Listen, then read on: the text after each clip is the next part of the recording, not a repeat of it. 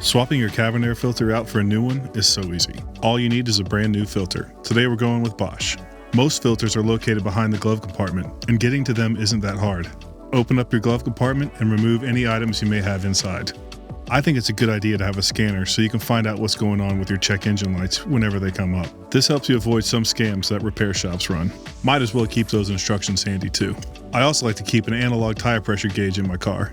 And now all that's left is the owner's manual. Let's get behind this thing. Just squeeze the two sides and it comes right down. These are the tabs that are holding it in place.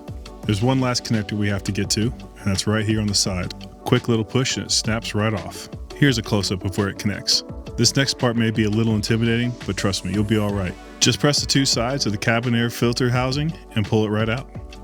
Here's a little closer look at the tabs, just so you can see what you're really working with. Just a little press and it comes right out.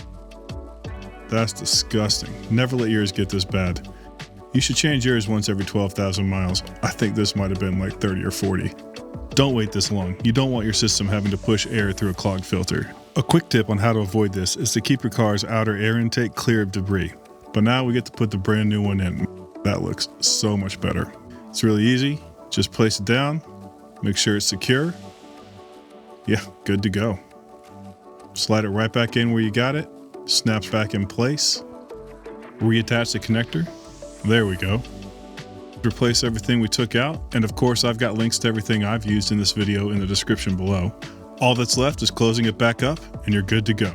Feel free to leave a comment with any questions or suggestions you might have, and I'll catch you guys in the next one.